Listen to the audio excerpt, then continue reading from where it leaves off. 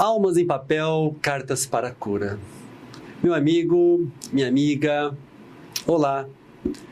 É com muito prazer, com muita alegria que eu trago um tema que eu acho de profunda importância para nós discutirmos hoje.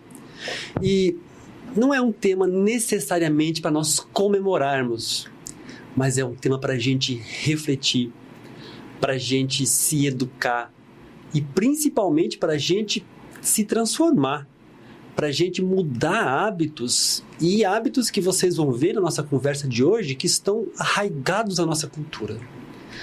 Nós vamos falar hoje sobre esse papel que é tão amplo, tão diverso e é um papel que discurso nenhum vai esgotar, que é o papel da mulher na vida. Eu ia falar na sociedade, mas não é na sociedade, é na vida.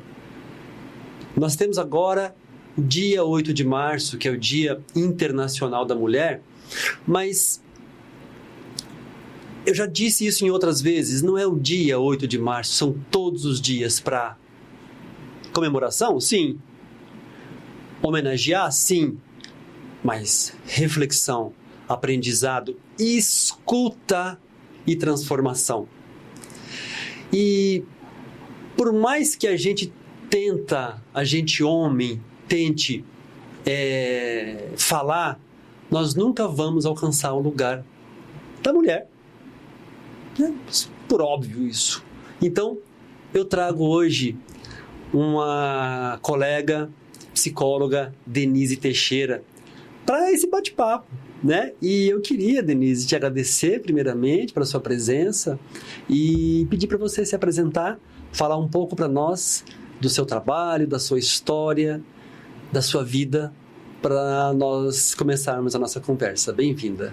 Muito obrigada, quero agradecer imensamente por esse convite, me senti muito honrada de estar aqui para partilhar um pouquinho da minha experiência, para trazer também a voz das mulheres, né? Eu que trabalho aí com atendimento de mulheres, adultos, crianças e adolescentes, eu sou psicóloga clínica, né? Denise Teixeira, e no consultório a gente tem muito essa oportunidade de sentir o que está por trás dos bastidores, daquela mulher que muitas vezes está com um sorriso no rosto, mas por dentro tem muitas lutas, tem muitas dificuldades, muitos desafios, né? Eu sou mãe de um casal de filhos de 11 e 13 anos, sou casada e atuo nessa profissão há 19 anos, né? Amo o que eu faço e é um prazer enorme estar aqui hoje para a gente conversar um pouquinho sobre a mulher nos dias de hoje, né? Quais são os desafios e poder trazer aqui também algumas orientações, algumas dicas que eu tenho certeza que vão somar bastante. E essas reflexões que são super importantes. Perfeito. Né? Denise, tua percepção, não é? Quando você vai ao longo dos 19 anos de história clínica, sim, você consegue perceber são duas perguntas, né? Tá. Qual é a maior queixa da mulher, né? E se você conseguiu perceber alguma mudança já em 2 décadas de olhar, né? Que a gente fala assim, não é só atendimento, é 2 décadas de olhar, do comportamento, do sentir. Qual que é a tua percepção? Então, uma das queixas que mais chegam para mim no consultório em relação à mulher é a sobrecarga. Sobrecarga de trabalho, sobrecarga de tantos afazeres que essa mulher dos dias de hoje passou a ocupar. Tantas funções, porque antes, quando a gente olha, a mulher, até uns tempos atrás, a mulher estava muito voltada para os serviços domésticos, né? O serviço dentro de casa, ela estava ali literalmente para servir aos filhos, servir ao marido, cuidar da casa, limpar, passar, e estava ali. Né? E hoje a mulher, ela ganhou muito mais liberdade, muito mais independência, foi atrás também dos seus sonhos, das suas conquistas, né? Em busca de uma realização pessoal também. Né? Esse trabalho de dentro de casa, a gente sabe que é um trabalho de muito valor. Muito valor. Quem é que não gosta de chegar em casa e encontrar a casa arrumada, cheirosa, né? Ver a casa como um lugar ali agradável de se estar, com tudo no lugar. Os filhos sendo bem criados ali, recebendo transmissão até de valores, né? Por essa mãe que se faz presente. Mas hoje, a mulher, ela começou a olhar um pouco mais para si também, né? De poder observar o que eu quero também para mim, para além desse serviço doméstico que ela carrega já, até da própria cultura, né? Então, a mulher ganhou uma liberdade Mas, ao mesmo tempo, ela hoje tem multitarefas. Ela tem que, além dessa casa, ela tem que gastar o tempo dela ali no serviço. Muitas vezes ela quer se profissionalizar, ela quer estudar, ela quer seguir uma carreira, né? E ela ainda tem tudo isso para administrar. Às vezes tem marido, às vezes tem filho, e ela se encontra meio perdida no meio disso tudo, sobrecarregada, sem tempo nem para si. Né? Esse é um dos desafios que eu vejo maiores hoje. Antes ela estava refém desses serviços domésticos por uma falta de... Ela não tinha muitas vezes escolha. Hoje ela tem escolha, mas está refém das multitarefas, né? Que eu vejo que é um dos grandes desafios que elas carregam hoje. Uma vida estressante. Quantas estão aí nessa jornada dupla de trabalho? Porque muita coisa mudou também. Antes, a mulher estava ali com o suporte do homem dentro de casa. E quantas hoje em dia já não tem mais esse suporte? Exato. Né? Quantas estão ali como mãe solo, né? O pessoal fala muito das mães solo, que estão literalmente ali sozinhas, sem poder contar, sem poder dividir um pouco dessa carga, dessas tarefas, né? Então, quantas estão aí envolvidas numa jornada dupla de trabalho, porque tem que sustentar a casa, o que antigamente era papel do homem, vamos dizer assim, e hoje elas estão precisando dar conta de muita coisa. Denise, na nossa conversa antes aqui, a gente descobriu que somos gestaltistas, né? É verdade, temos isso em comum aqui, né? A gente fala, né, muito do venha o que vier, né? Exato. E me vem agora a ideia, a pergunta, né? É percepção. Sim. Né? No meu entendimento, no meu ver, muitas vezes a mulher... A sociedade, a cultura não percebe a opressão.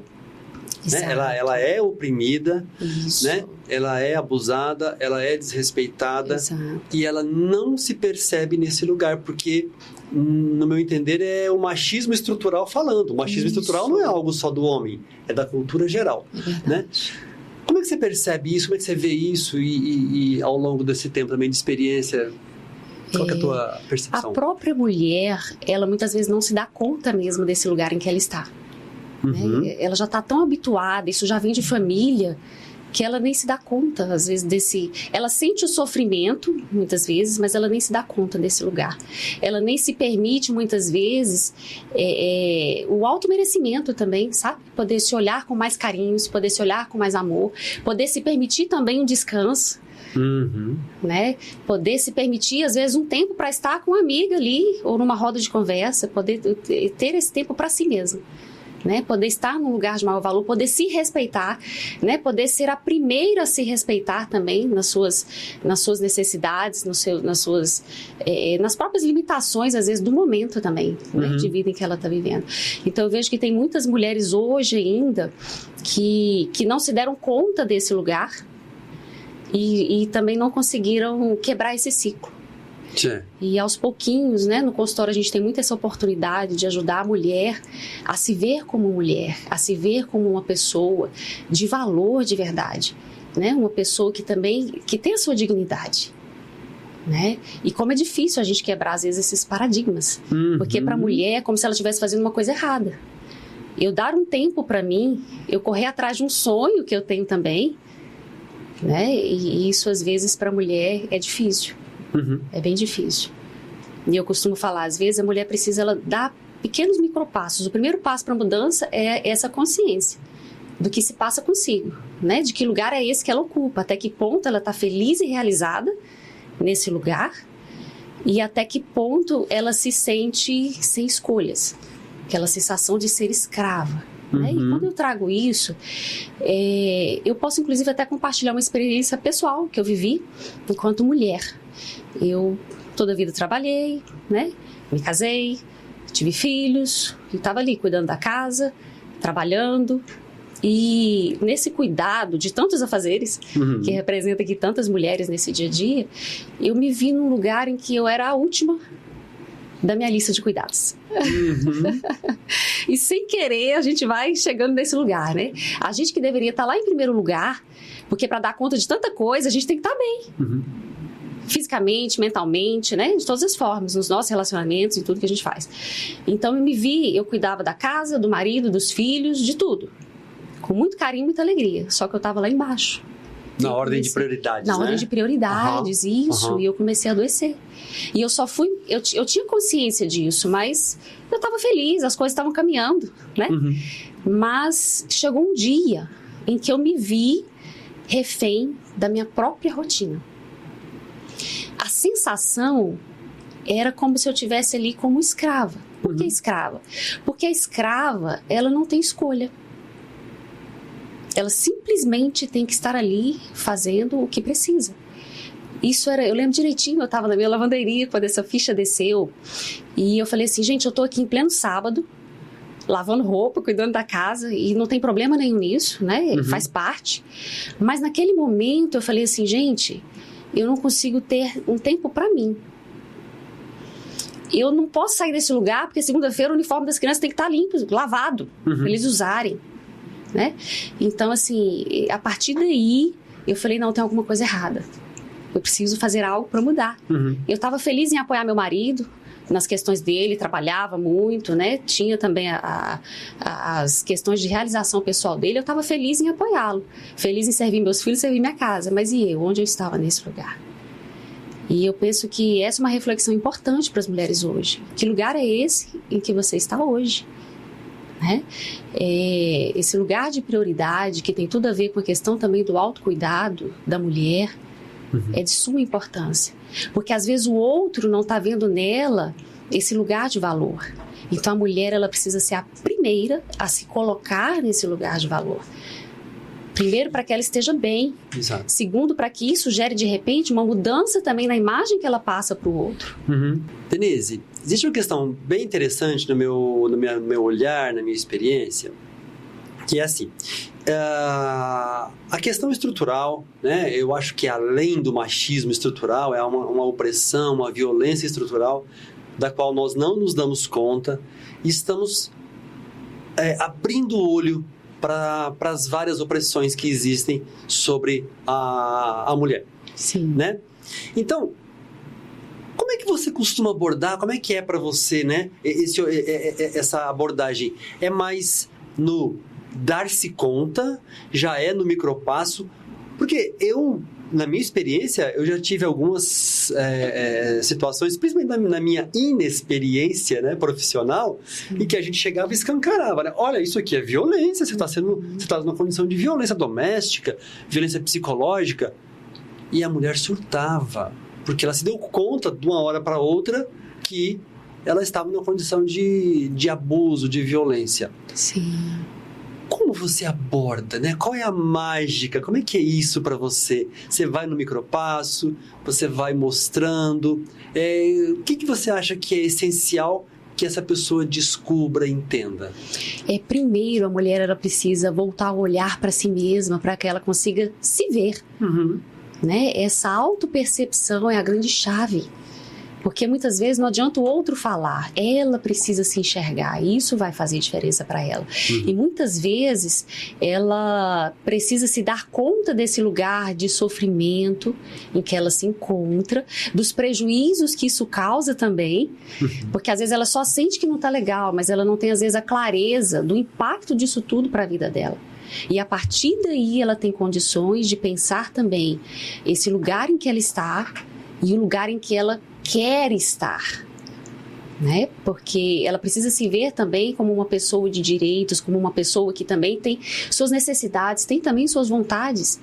Não é só aquilo que lhe foi imposto, não é só aquilo que ela carrega, que ela herdou culturalmente aí dos avós, dos pais, da mãe, né? Certo. E tudo isso permeado por terapeutização, né? Isso. Né? Eu tenho uma informação estrutural, né? E eu tenho todo um processo terapêutico, né? Aliás, um processo não terapeutizado. Sim. Que valida a violência, valida o abuso, né? E pegando essa ideia, né? Traz pra gente, na sua percepção, no seu conceito, né? Como é que eu percebo que existe violência psicológica? Como é que a gente percebe que existe abusos? Né? Porque o dar-se conta disso, às vezes nós precisamos nomear. Verdade, né? Verdade. E nesse processo, como é que você vê isso? Como é que você traz isso? A mulher, quando está numa situação de abuso mesmo, ela começa, as emoções dela começam a ficar instáveis, ela começa a ficar abalada emocionalmente, ela começa a se ver num lugar em que ela está sem saída, de total controle, de total manipulação, e para chegar nessa conscientização realmente é um processo, porque às vezes ela está tão acostumada e realmente ela não enxerga, ela não vê aquilo como um abuso, como uma manipulação. Né? Mas quando a autoestima dela começa a minar, que ela começa a se ver também de uma forma negativa, quando ela começa a ver que ela não tem escolhas, que ela está perdendo a liberdade, é a hora que a ficha dela começa a descer. Só que às vezes precisa de alguém sinalizar, precisa de alguém mostrar, precisa de alguém fazer perguntas para que ela reflita, para que ela consiga realmente se enxergar nesse lugar. Né? Na minha percepção, essa relação de abuso, de violência, é uma relação velada. Isso. De invalidação. Né? Ou seja, eu estou triste, mas eu tenho culpa por estar triste. Eu me sinto cansada, insatisfeita, mas eu tenho culpa por me sentir insatisfeita, né? Porque, afinal de contas, eu tenho de... Exato. Né? Eu tenho de dar conta, eu tenho que transformar esse lar num lar feliz, eu tenho que cuidar de filhos, eu tenho que trabalhar, eu tenho que ter uma vida sexual plena e maravilhosa. Sim, verdade. Né? De filme. Verdade. Né? E eu tenho de... Olha, isso aqui está surgindo agora, sim, né? Na nossa experiência, sim, né? Eu como mulher, né? É o que eu vejo. Tenho de sempre estar validando esse companheiro / companheira. Sim. Né? Mas eu estou sempre invalidada. Então, não sei como é que é para você, eu queria te escutar. Essa questão da invalidação dos sentimentos, das emoções, da história, da percepção. Né? É porque a própria mulher se invalida por conta daquilo que ela acredita que tem que ser. Esse tem que é um lugar muito difícil para a mulher. Porque ela tem que dar conta de tudo, ela tem que estar de determinadas formas por conta daquilo que é exigido dela e que ela aprendeu que tem que ser assim. Por isso que esse processo ele é um processo tão difícil, porque envolve quebra de crenças. A mulher precisa quebrar, às vezes desconstruir tudo que foi construído naquele olhar, para que ela comece a enxergar sob uma outra perspectiva. Né? E como é difícil, muitas vezes ela é a primeira que se invalida. Né? E por isso que é difícil sair desse ciclo, né? É bem isso mesmo, é um ciclo que vai só se repetindo. Exato. Né? Ou seja, ela é invalidada e ela valida a invalidação. Isso, é bem isso mesmo. Nossa, que forte, né? Demais. E que lugar de sofrimento. Quantas mulheres que choram por dentro. Quantas mulheres que estão ali com aquela dor na alma e que não são vistas, não são percebidas. Ou que às vezes precisam abafar, porque nem isso elas podem. Elas não podem nem estar tristes, elas não podem nem sofrer. Ou elas nem têm tempo para isso, na verdade, né? Elas têm que estar ali mais uma vez servindo, dando conta de tudo aquilo que foi colocado e estipulado para elas. E aí a gente entra nessa questão de muitos relacionamentos realmente abusivos, em que a mulher, além de não se dar conta, ela não consegue sair desse ciclo. E muitas vezes, por conta do comportamento do abusador, ela fica muito confusa.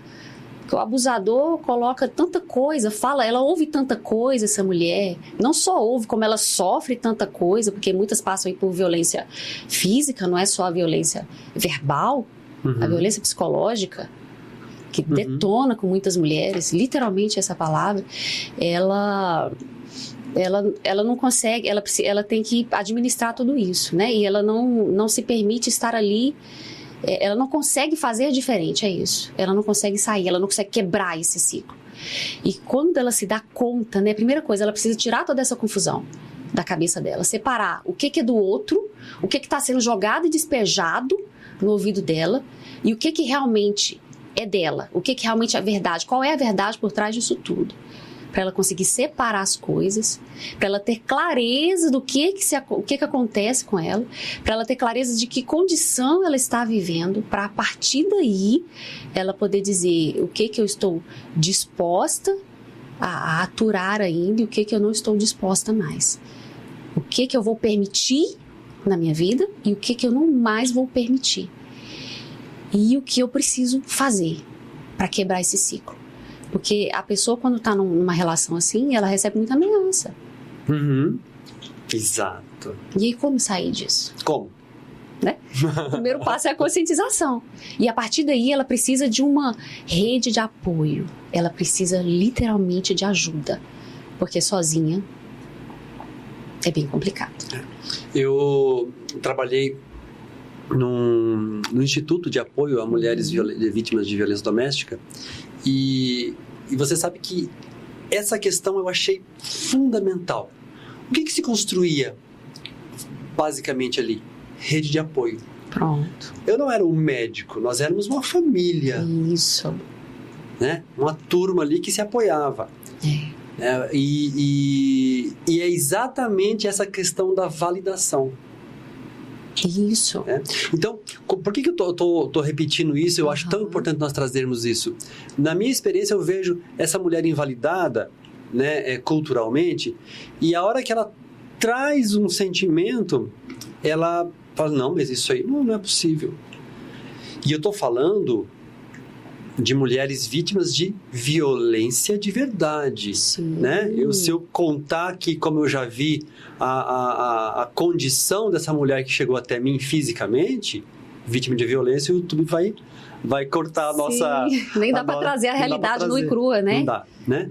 Então, sim, um conjunto de mal-estar que a gente sente ao ver aquilo... Sim. E a gente começa a desenvolver, né? Apesar de eu não ser mulher, desenvolvemos a tal da sororidade, essa empatia mesmo, demais, né? Demais. E aí foi bacana de ver que um dos pontos fundamentais chama-se rede de apoio. Isso. Rede de apoio com pessoas, não vamos dizer pessoas saudáveis, né? Porque nós não somos, mas pessoas que estão buscando se terapeutizar, Exato. buscando ser saudáveis. Isso. E nesse processo... Passou-se a validar a emoção, né? Entender que aquela violência não era um direito do companheiro. Exato. E como a mulher precisa desse apoio, porque isso dá força para ela. Isso ajuda ela a ver que ela não está ficando doida. Isso. Isso ali está acontecendo de verdade, é real, o sofrimento dela é real, é genuíno. Né? Então essa mulher precisa ser encorajada a dar passos em prol de si mesma. E às vezes ela precisa dar passos de fé, mesmo sem ter certeza desse amanhã, como é que vai ficar a minha vida daqui para frente, mas ela sabendo que ela tem com quem contar, esse apoio às vezes de familiares, de profissionais, dessa equipe de suporte ajuda demais. São literalmente passos de fé, mas ela precisa ter clareza para que lugar ela quer ir, do lugar que ela está saindo para o lugar que ela quer ir e do lugar em que ela nunca mais quer estar. Exato. Na vida dela, porque a partir daí ela vai precisar desenvolver o quê? A habilidade de colocar também limites, né? Ela vai precisar se posicionar diante de alguns relacionamentos para não permitir que ela caia de novo naquele ciclo. Exato. Ela precisa quebrar com esse ciclo. E às vezes, o que a gente vê muito, doutor Pedro? Às vezes a gente vê histórias se repetindo nas gerações. É incrível, né? Como às vezes a avó sofreu violência, aí a mãe fala assim, não, eu vou querer um casamento diferente, sei lá, né? Um companheiro diferente. Quando vê, tá na mesma cilada e isso vai se repetindo, né? A filha já tá ali de novo, mas precisa de uma mulher guerreira, corajosa, que quebre esse ciclo, para dali para frente ser diferente. Né? Isso é tão importante, tão fundamental. Sim. E eu também vejo, né, essa história, né, de mulheres que foram abusadas ao longo das gerações. Isso. E aí até que enfim uma consegue, eu diria, honrar né? Isso, as outras. Exatamente. E começar a mudar. Uma história né? diferente. Exato, começar a quebrar o ciclo. Então, eu acho isso assim muito, muito simbólico, muito significativo. Demais. E é muito, muito interessante que quando uma mulher quebra o ciclo, ela dá força para outras mulheres. Ela é reflexo para outras mulheres. Isso gera vida, né, doutor Pedro? Exato. É uma vida. Os olhos dessas mulheres, quando elas conseguem romper com esse ciclo, eles brilham. Eles exalam vida. Exato. E vem uma sede de viver. Né? E como é importante nessas horas a mulher falar assim, o que eu gosto de fazer? O que me faz bem? O que acompanha esse meu bem-estar? E às vezes são coisas simples. Né? Tem mulheres que são privadas, às vezes, de dar uma volta no parque para respirar um ar mais puro, para estar em contato com a natureza. São coisas simples desse dia a dia. Né? De estar ali junto com uma outra amiga, conversando. Né? Ou, sei lá, fazendo um passeio. Às vezes, sair para comprar uma peça de roupa. Tem mulher que não pode nem cuidar de si, não pode fazer um exercício físico.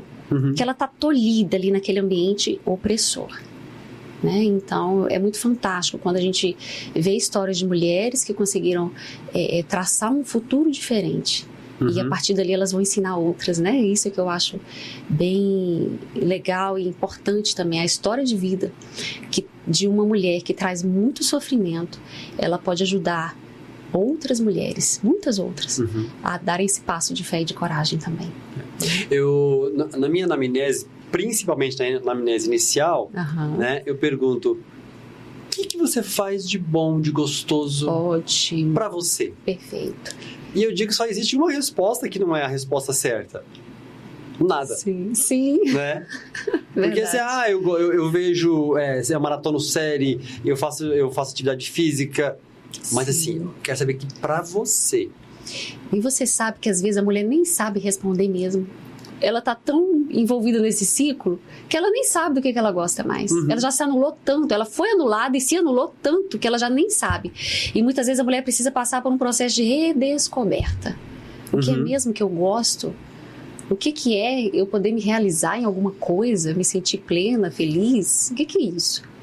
Né? Porque é um universo tão diferente daquilo que ela vive. É uma realidade, né? Na verdade, tão diferente que às vezes ela precisa passar por um processo de redescoberta e se permitir novas experiências. E aí eu volto um pouquinho à tua fala inicial a respeito do micropasso. Pronto. Tá? Por quê? Por que nós estamos falando aqui? E aí eu quero trazer um pouco mais de realidade, né? Para nossa ouvinte hoje, vai principalmente para você, mulher. Isso. Né? Um pouco de realidade. Nós aqui vivemos numa bolha. Vivemos. Né? Numa bolha em que nós temos tempo de lazer, tudo. E agora a maioria das pessoas vive num ritmo de eu preciso acordar 4h30, Exato. 5 horas, pegar 1, 2, 3 horas de transporte ao longo do dia. Sim. Né? Trabalhar e fazer... Aí sim, né? É aquela descrição de livro. A vida dessa mulher de periferia, Exato. Né? Que ela trabalha, não diria só da periferia, mas de muitas mulheres e da periferia em especial, né? Ela trabalha fora o dia todo, ela trabalha em casa, ela trabalha o tempo todo. Às vezes dupla jornada de trabalho, tripla jornada. Tripla. Essas mulheres vão dando gás ali, né? E aí, quando eu falo isso pra ela, o que você faz de bom pra você? Eu fico até constrangido, mas como é que eu vou achar essa pessoa vai ter um espaço pra si? É uma pergunta até difícil de fazer, né? Difícil de fazer, né? É uma pergunta que parece que é uma pergunta deslocada, né? Mas nós temos que achar algum espaço pra isso, pro olhar pra si. Exato. Que essa pessoa... Ela cuida de... E nós não estamos falando agora necessariamente de um companheiro / companheira opressor. Nós estamos falando de uma vida opressora. Exato. Né? E como é que se ajusta isso? Não temos fórmula. Né? É verdade. Agora, a mulher poder pensar, o que eu vou fazer por mim hoje? Pequenos detalhes. Isso já muda muito, já ajuda, já traz um ar de satisfação, né? Então, por exemplo, sei lá, o que eu vou fazer pra mim hoje? Hoje eu vou fazer uma comida que eu gosto. E eu vou saborear essa comida. Isso eu vou fazer hoje por mim. Eu não vou fazer aqui só pra servir ou pra agradar fulano, beltrano, ciclano. Eu vou fazer isso por mim. Né? E o que eu vou fazer por mim hoje? Hoje eu vou me permitir sei lá, vou permitir ler um livro que há tanto tempo eu queria ler, eu vou me permitir tomar um banho com mais calma. Né? Eu vou estar ali, eu vou literalmente relaxar debaixo de uma água morna, uma água mais quentinha para eu desacelerar do meu dia. Né? O que é que eu vou fazer hoje por mim? Hoje eu vou fazer uma caminhada. O dia foi duro, foi difícil, mas nessa caminhada eu quero desaparecer minha cabeça, eu quero respirar, eu quero voltar mais leve. Ainda que seja ali um tempinho curto, porque é igual você falou, às vezes levanta de madrugada, vai dormir tarde, porque tem que dar conta de um monte de coisa, e madruga, né? Mas o que eu vou fazer hoje por mim? Eu acho que essa já é uma pergunta assim, que ajuda demais. A mulher desenvolver o autocuidado. A mulher desenvolver a percepção de si mesma. Porque ela cuida tanto. E quem é que cuida dela? Exato. Ela precisa ser a primeira a se cuidar. Se vierem outros cuidados, melhor ainda, né? Dos filhos, do marido, né? Às vezes os filhos são uma gracinha. Vem ali cada um com o seu jeitinho, pode ter a idade que for, pode ser um filho adolescente, um filho criança, às vezes vem ali um abraço, um beijo, um aconchego, um sorriso, né? Já um cuidado que eles têm. E é isso, a partir dela, né? Ela precisa ser a primeira a se cuidar. Exato. E se permitir também ser cuidada. Por quê? Essas mulheres estão tão acostumadas a dar tanto de si, que às vezes quando chega uma oportunidade dela estar no outro lugar, ela tem dificuldade de aceitar. Não precisa, obrigado, né? Eu dou conta. Então, essas ajudas são raras, né? Vamos falar a verdade. Sim. Mas quando chega, elas têm às vezes até dificuldade de aceitar. Né? Então, é poder se ver também nesse lugar de merecimento, que elas, né, precisam estar também.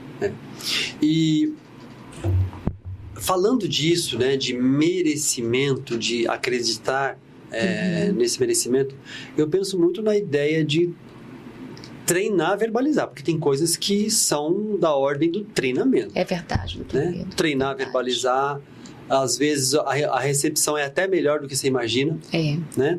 E me passa aqui agora pela minha cabeça a questão de verbalizar algo que está muito intrínseco e que é pouco falado na minha percepção, que é a satisfação sexual da mulher. Sim, né? Sim. Porque a mulher raramente se permite dizer o que ela gosta, o que ela não gosta, o que ela quer, o que ela não quer.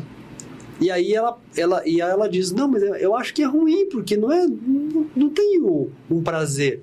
Mas ela não se sentiu autorizada em dizer o que quer. Exato. E o que não quer. Exato. Esse próprio lugar de estar, essa própria condição de estar no lugar de prazer, muitas vezes para a mulher já é difícil. Ela também já não se permite isso, porque ela está ali para servir. É o que ela carrega. Então ela está sempre em prol do outro. Sim. E aí, mais uma vez, e ela? Onde Exato. Ela fica? Ela poder tomar posse desse lugar também, né? De que ela também está ali para sentir prazer, de que ela está ali também para verbalizar o que ela gosta, o que não gosta, né? De que é que precisa em tudo, na verdade, né? Não só na satisfação sexual, mas em tudo. Precisa estar num lugar de reciprocidade, um lugar de igualdade, Exato. Um lugar justo, um lugar digno, né? E aí as coisas vão fluindo melhor.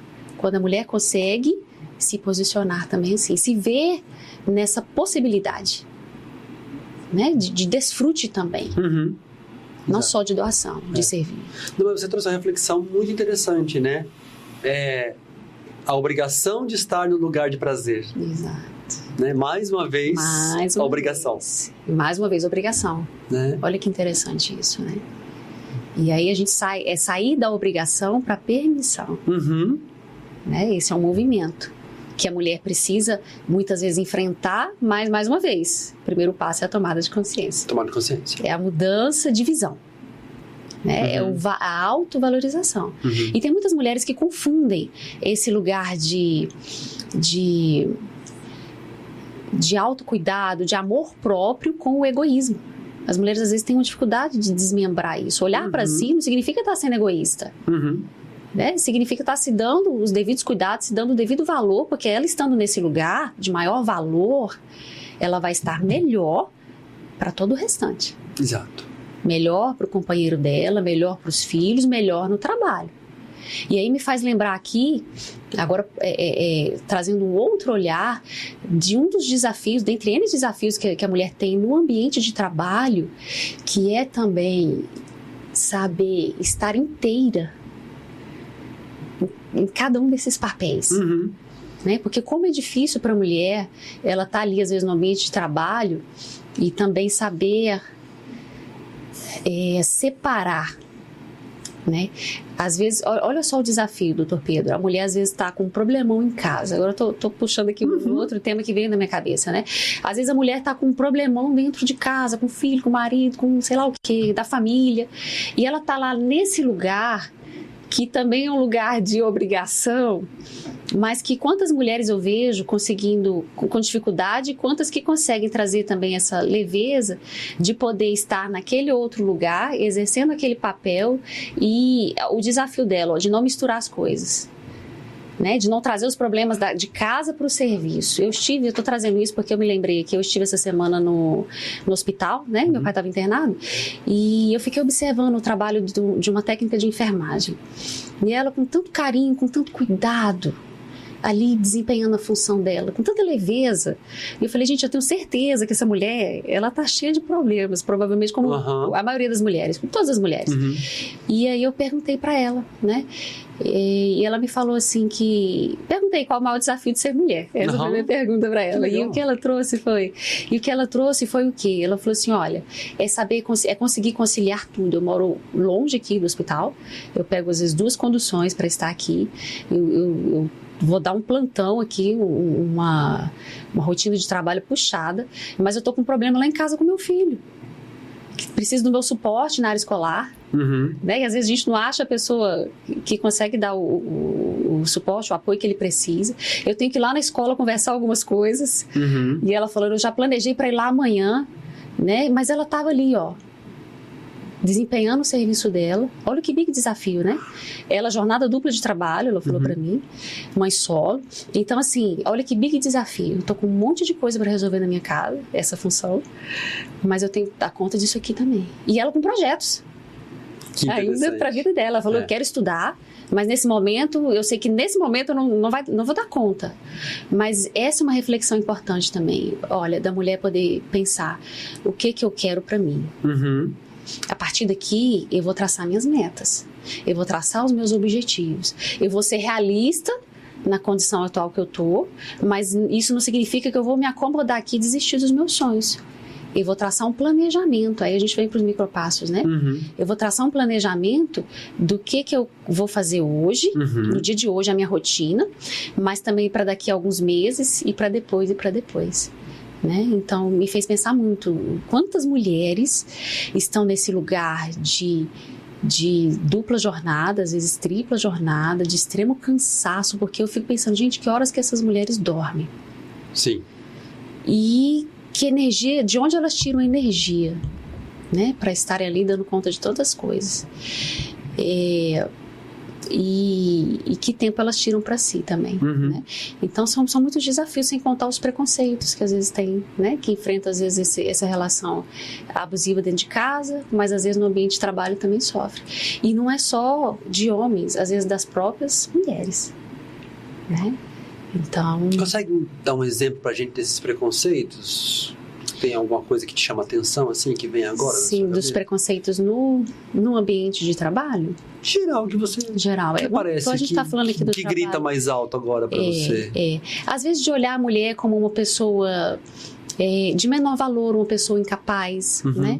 Uma pessoa que não merece cuidados, uma pessoa...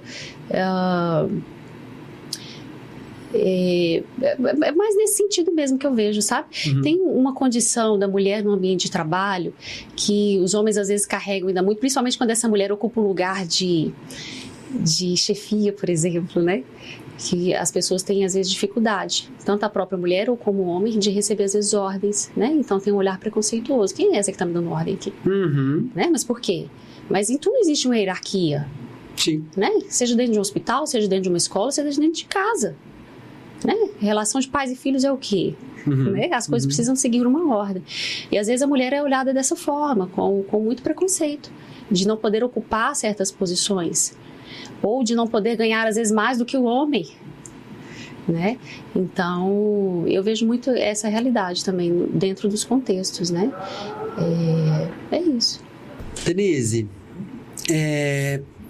existe uma condição que acontece com muita frequência, que é uma mulher que é agredida fisicamente.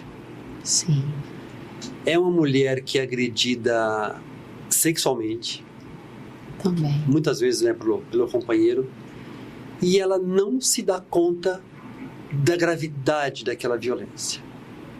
Né? Em termos de número, nós temos aí que 1/3 das mulheres já sofreu algum tipo de violência física ou sexual, mas o número de subnotificação é gigante.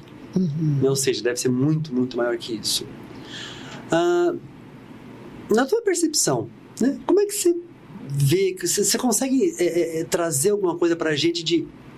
Não vou nem dizer o porquê, né? Eu acho que falar de porquê seria algo muito reducionista. Verdade. Né?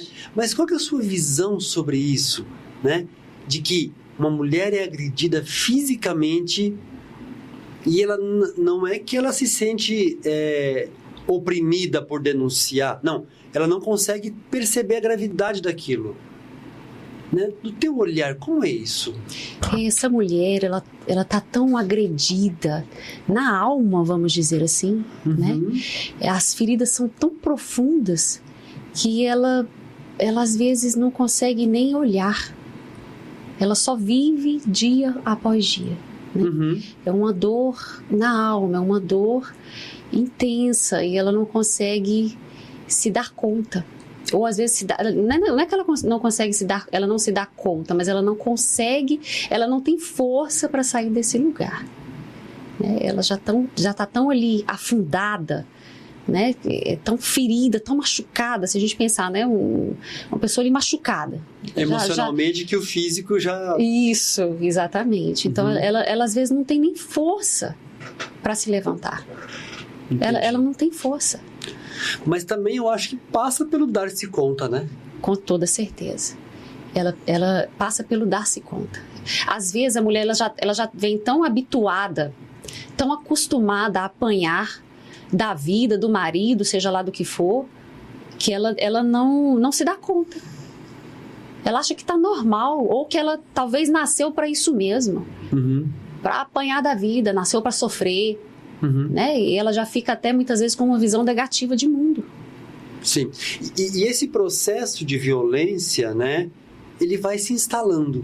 Sim. Devagarinho. Muitas vezes até sutil, né? Começa sutil, porque às vezes você olha, a própria mulher olha, quando ela se dá conta, ela fala assim, como eu vim parar nesse lugar? Quando a ficha dela desce, que os olhos se abrem de verdade, como eu permiti que isso acontecesse comigo? Porque começa sutil. Né?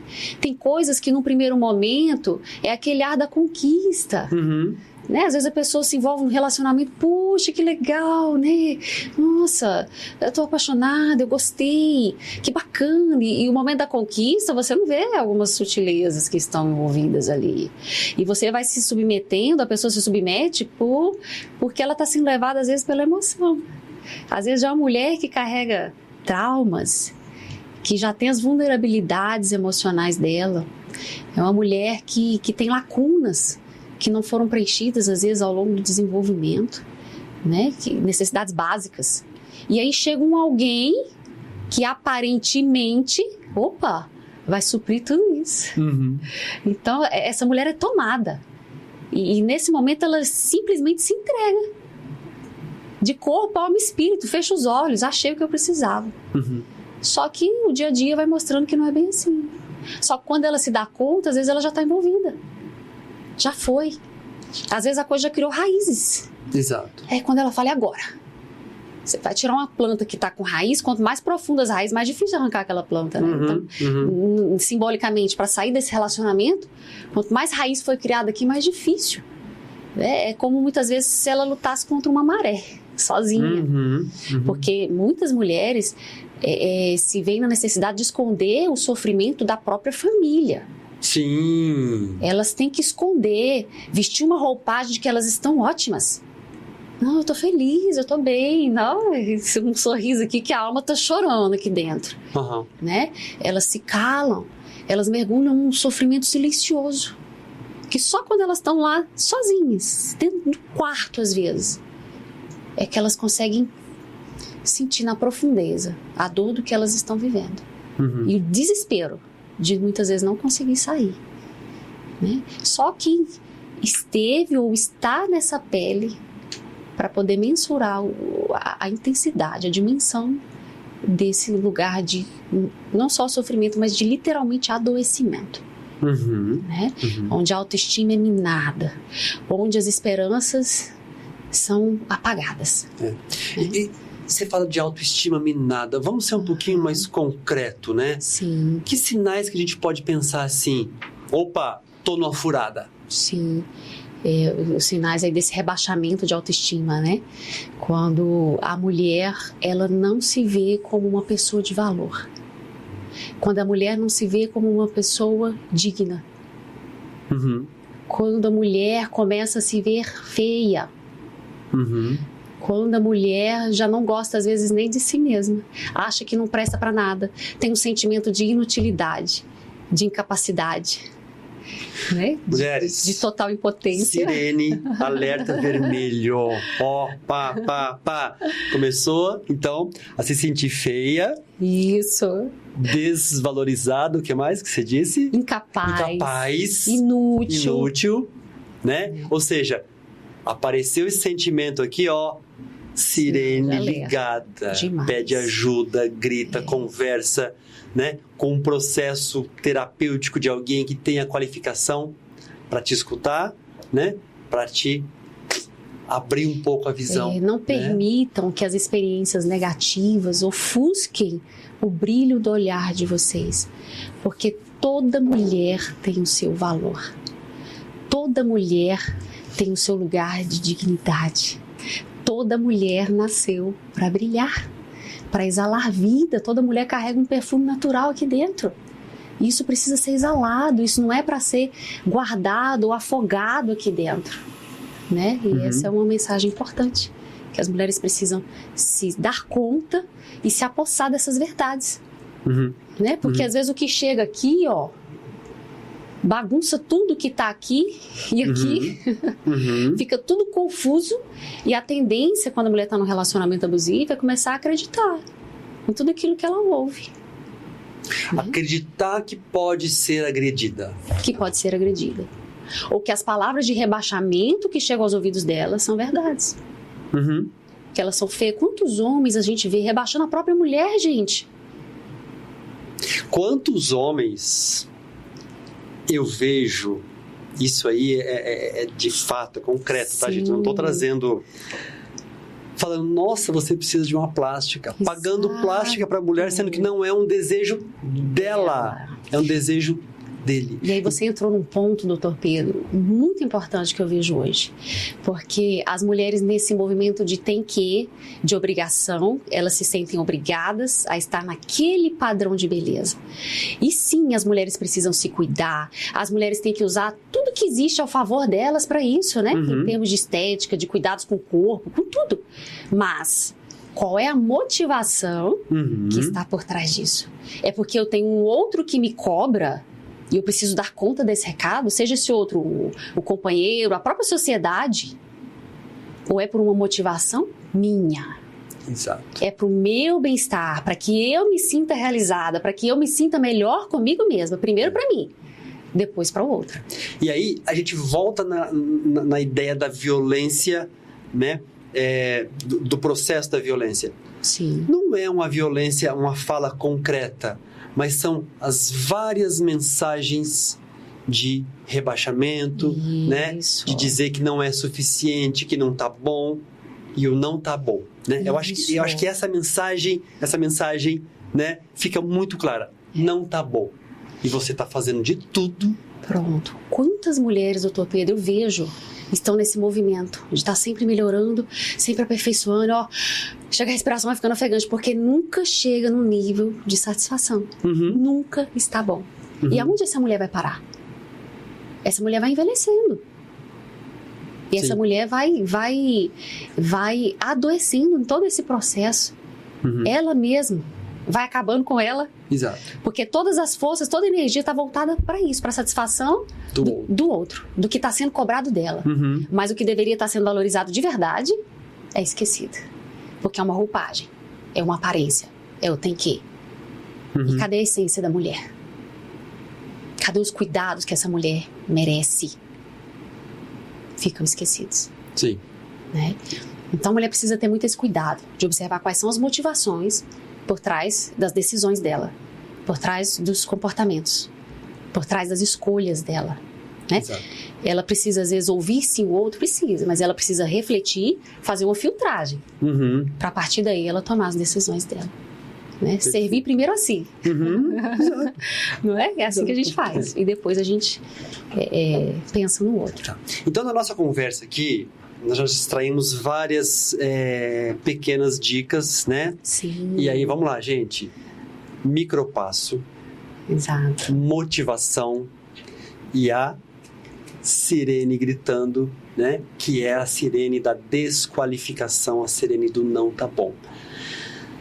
Na tua visão, no teu olhar, no teu perceber, tem mais alguma coisa que tá gritando na sociedade, tá gritando nessa vida que a mulher precisa olhar? Vamos pensar aqui. Vamos pensar.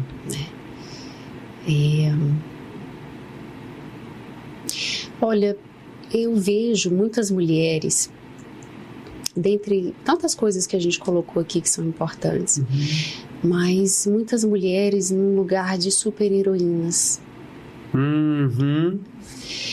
É um lugar que transmite muito esse lugar de força, de garra, de determinação. É um lugar que tem o seu valor ali, né? Nesse sentido da batalha diária da mulher, de estar administrando tantas coisas, de estar tendo que lidar com tanta coisa. Mas a mulher, ela precisa também entender que ela não pode estar nesse lugar de super-heroína o tempo todo. Porque se ela se mantiver nesse lugar, vai chegar uma hora que ela não vai dar conta, né? Então ela tem que saber também respeitar os seus limites e entender que tem coisas que por mais que ela faça, vai caber ao outro. Né? E aqui eu tô lembrando, por exemplo, das mães solo, que muitas vezes tem que ser mãe e pai, ou pelo menos elas se veem nessa obrigação. Exato.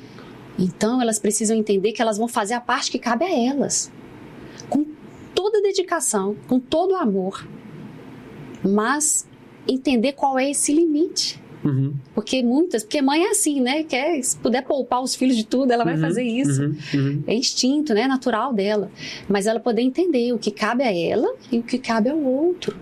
Exato. E não ter que se desdobrar naquilo que não está ao alcance dela. Isso é uma condição de respeito consigo próprio. De preservação da própria saúde. E olhar para a condição real das questões, das situações como elas são. Isso. Né? Eu falo isso de um lugar que eu me acho com propriedade, porque eu sou filho único de mãe solteira. Sim. E aí, nesse trabalho, né, a gente fala assim, a gente escuta mulheres dizendo, eu sou pai e mãe. Aí eu digo, não. Você é mãe e essa criança não tem pai. E você é mãe maravilhosa, perfeita, sobre tudo que é possível. Mas esse discurso velado da super-heroína, que quer fazer ela preencher lugares, são impossíveis. Exato. Né? Então, eu sou pai e mãe. Não, você é mãe. E você é uma excelente mãe. Você é a mãe possível. Isso. Né? Eu gosto muito dessa expressão, bom, a mãe muito possível, bom, muito bom. Porque não é uma excelente mãe, é a mãe possível. Nós vamos dar o que é possível. Exato. Ali, né? É o melhor de cada dia. Exato. Mas super-heroína já traz todo um contexto histórico de sobrepujar, né? De dar demais, assim, de sacrifício. Pronto. E começa todo aquele ciclo de adoecimento. Isso. A mãe daqui um pouco, ela tá num nível de estresse elevadíssimo, sem condições até de estar ali educando esse filho, porque a condição dela nem permite ela poder olhar as coisas com clareza, né? Ela está numa condição de ansiedade, porque ela tem que dar conta de muita coisa. É uma sobrecarga enorme, terrível. Ela tem que estar salvando tudo o tempo todo e a todos, né? E daqui um pouco é tanto sofrimento que ela já está se deprimindo. Exato. Denise, o bom do podcast é que a gente pode voltar e retomar um pouco os raciocínios, né? Sim. E a gente estava falando dos sacrifícios que essa mulher faz, né? Que é uma mãe, é de tentar entender que essa mãe é uma mãe possível e não uma mãe super-heroína. Sim. Né? E aí eu trago sempre uma figura bíblica para essa mãe, que é a história do Cirineu. Eu tento explicar assim, olha, você tem a sua cruz e cada um tem a sua cruz e você não é Cirineu. Você tem a sua cruz para carregar, você não vai carregar a cruz dos outros. Porque culturalmente, esta mulher e a mãe, né, principalmente, ela tem uma tendência natural de carregar a cruz do outro de forma inconsciente. E aí eu adorei uma fala sua que diz: tenha consciência da motivação. Sim. Porque a hora que eu escolho carregar a cruz do outro, né? Digamos que seja, eu não concordo, mas digamos que seja isso. Ela escolhe carregar a cruz do outro com motivação, com consciência, com propósito, vai lá. Mas não, muitas vezes nós fazemos muitas coisas na vida que não é com consciência. É verdade, de modo automático. Modo automático, né? Então, como é que você vê essa mulher, né, que está carregando, eu acho que eu vejo, você também vê, sim, muitas cruzes. Sim. Né? Ela usa um nome até moderno para isso. Eu sou multitarefas. Isso. Aí eu falo assim, então, olha só, eu sou da ciência, né? Sim. Então, neuropsicologicamente não existe multitarefas, né? Você está fazendo uma sobrecarga. O quanto custa? Quanto custam essas multitarefas para essa mulher? Uhum. Qual é o preço que essa mulher está pagando com essas multitarefas? O que ela está ganhando e o que ela está perdendo com isso? Né? Então, a mulher super-heroína precisa se dar conta de que esse não é o lugar que ela foi chamada para estar. Ela vai ter que dar, sim, conta de muitas coisas. Mas aquilo que é sobrecarga precisa ser tirado. Precisa aliviar o peso dessa jornada. Precisa só tirar a capa. Ela não precisa ser super. Ela precisa fazer o que ela foi chamada para fazer. Desempenhar as funções às quais ela foi chamada. Não, que já é um heroísmo, né? Exatamente, já é um heroísmo por si só. Porque existe uma diferença muito grande em levar as cargas uns dos outros e levar a carga do outro. Quando você estava remetendo aí, né, a esse comparativo bíblico. Então, assim, ela precisa entender quais são a cruz que ela tem que carregar, qual é essa cruz. E não agregar outras cruzes que não são delas, porque senão daqui a um pouco ela nem sai do lugar. Maravilha. Perfeito. Denise, e uma mensagem final, né? Como eu disse no começo, eu acho que a gente não consegue esgotar. Não. Né? Porque o tema mulher é um tema muito amplo. Demais. É um tema de muitas dores. Muitas. Né? Mas uma mensagem de conclusão, de pegar tudo isso que a gente conversou. Você consegue... Eu sei que é muito difícil fazer uma síntese dessa. Demais. Né? Um ato heróico agora. Mas o que você acha que você poderia trazer de mensagem? Se fosse assim, né? Chegou uma pessoa em sofrimento aqui na sua frente e você precisa dizer uma palavra. Você tem a chance de uma palavra, de uma frase. Qual seria? Olha, eu encorajaria essa mulher a não parar de sonhar. Ou pelo menos a despertar, se permitir sonhar e não desistir desses sonhos, por mais que pareça não haver luz no fim do túnel, né? Por isso que é tão importante o depoimento de outras mulheres que passaram por lugares tão sombrios, mas que conseguiram mudar a sua história, porque isso encoraja outras mulheres que estão nessa condição a verem que existe um horizonte que talvez ela não esteja enxergando, mas ele é possível, né? Então não desista, se permita sonhar, tome consciência desse lugar em que você está hoje e do lugar em que você quer estar ou que você precisa estar para estar melhor, em busca de saúde física e emocional, saúde psicológica, para que você consiga administrar todas as áreas da sua vida. Se ame, se valorize. Perfeito. É isso. Muito obrigado. Muito obrigado mesmo. Eu que agradeço essa oportunidade brilhante de estar aqui com vocês. Maravilha. Pessoal, A gente está trazendo muitas novidades, está trazendo pessoas que eu reconheço gabaritadas para falar aqui com lugar de fala. Então, eu quero te pedir, né? Compartilha esse vídeo, leva para quem você acha que precisa, porque nós todos estamos prestando um serviço de ajuda, de apoio uns aos outros. Um abraço, obrigado.